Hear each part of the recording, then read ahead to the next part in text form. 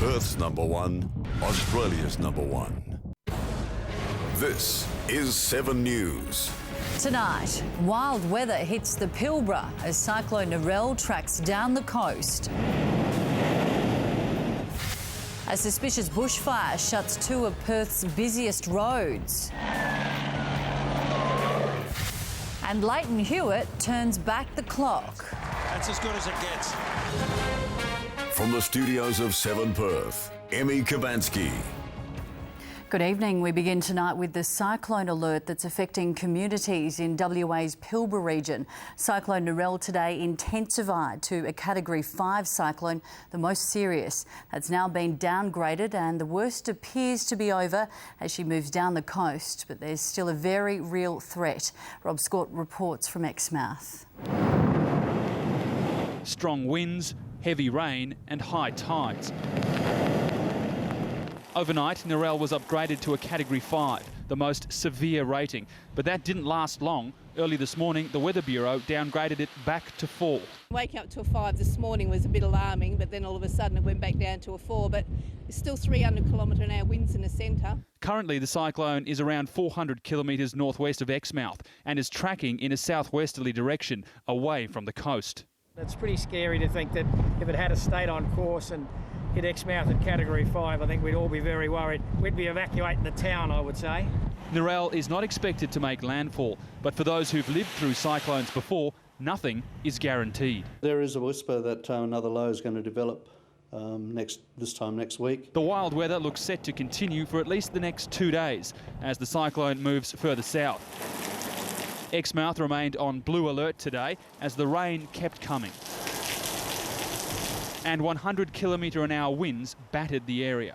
I'm at Flaming Head Lighthouse, about 20 kilometres outside of Exmouth, and it's from up on this hill that you get a true sense of just how strong these winds are.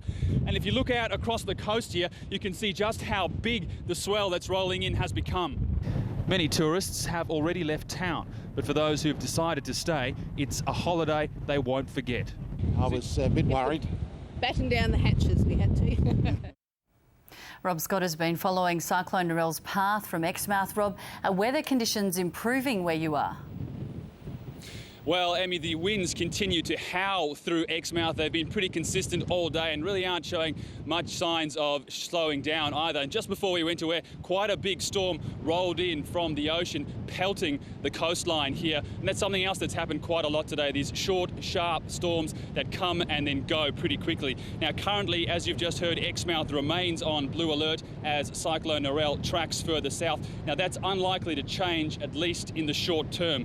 The Weather Bureau has forecast wind gusts of 100 km/h for the next couple of days with some higher than normal tides, which could lead to some flooding along the Pilbara coast. So, Emmy, while conditions here do appear to be easing, the risk is far from over. OK, thanks, Rob. The hunt is on for arsonists who lit a bushfire in Middle Swan today. The blaze caused traffic delays. Roe and Great Northern highways were closed. Chantal Tui reports. Fuelled by strong gusty winds, the fire was fast and unpredictable. Thick black smoke billowed into the air, blanketing Middle Swan. Great Northern Highway and Roe Highway were shut down. It's very windy out here at the moment, and that's got fire crews on the ground concerned. So authorities have called in the helitax to put the fire out before it jumps the road and threatens homes. Traffic was brought to a standstill, long delays, drivers forced to divert to avoid the smoke. The fire started just before 11 this morning. It moved fast as one spot fire was extinguished, another flared up. And there's 2 loud bangs, and within seconds the flames were over behind you.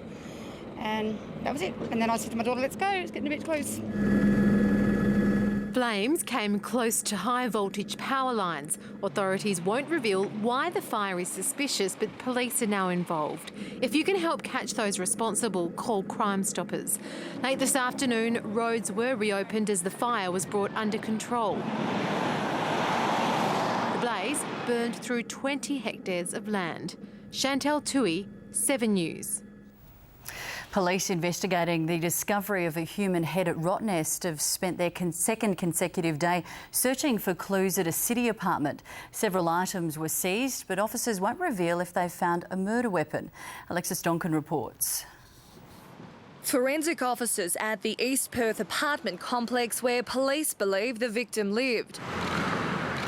Potential evidence that could solve the mystery to the man's murder taken from the Hay Street crime scene for further examination. Police have identified the murder victim, but they won't reveal who he is or how he died.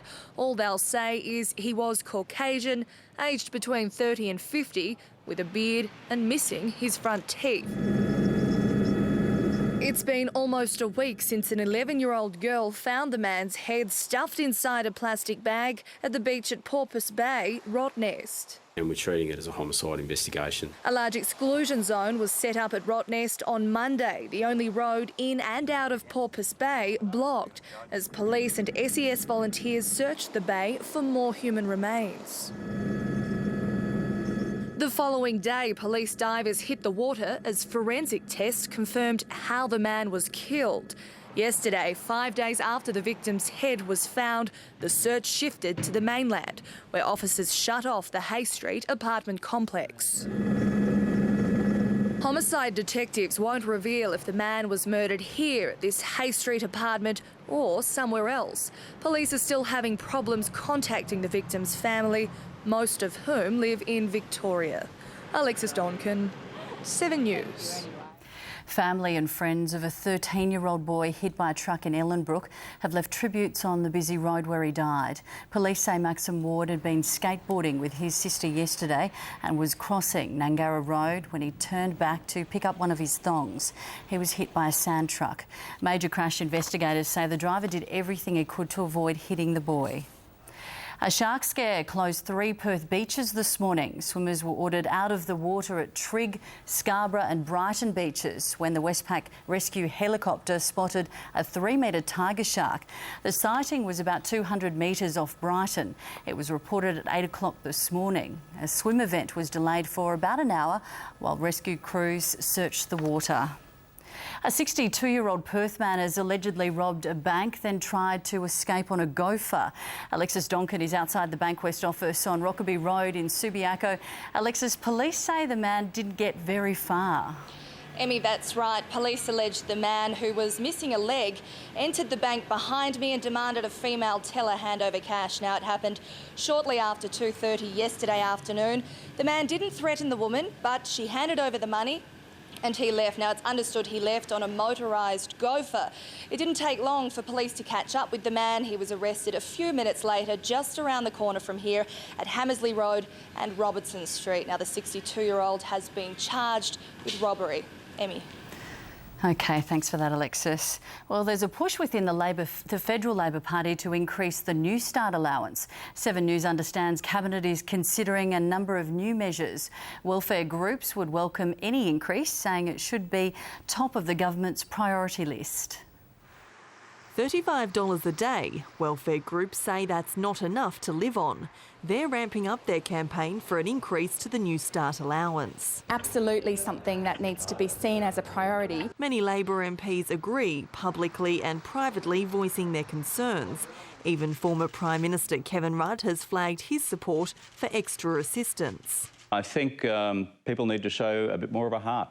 There are reports 3 options are being looked at by the federal government: allowing Newstart recipients to earn more money and keep their payment, increasing Newstart, but by less than the $50 a week being demanded by welfare groups, and new education and childcare measures for single parents. It's simply not enough to do one of them. It's really important that we see all of these measures work together. A senior Labor source has told me it makes sense for people on the dole to be able to earn a bit more money, but he'd be surprised if the payment was increased while the government had so many other priorities on the table. Newstart allowance has to be on that list, and of course budgeting is always about priorities. Sarah Wiley, 7 News.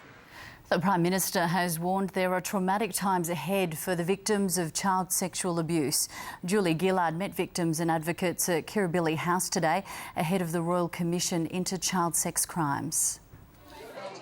One by one, they arrived at the Prime Minister's home, each bearing the same message. Thank you. Prime Minister, this is Leonie. Can we have a hug? You certainly can. Julia Gillard invited the victims of sexual abuse and their advocates to Kirribilli House this morning, following yesterday's announcement of the Royal Commission's terms of reference. I know that the people here have raised their voices time after time after time to say that our nation has to face up to the consequences of what happened. It could have been a formal affair, but for most, it was deeply personal. They ruined people's lives. You don't get over sexual abuse. You don't get over any abuse from childhood. You don't. I live it every day. I have nightmares. And I think I will take it to my grave. The Royal Commission will have its own investigations team and is set to run for at least 3 years.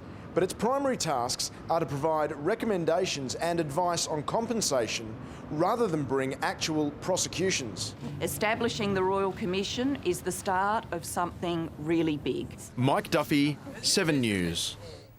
Critics have given their verdicts on the first official portrait of the Duchess of Cambridge, and they're not flattering. Bland, predictable and ageing are just some of the reviews. Today, Catherine and Prince William saw it for themselves and made their feelings known too. Perth's #1, Australia's #1.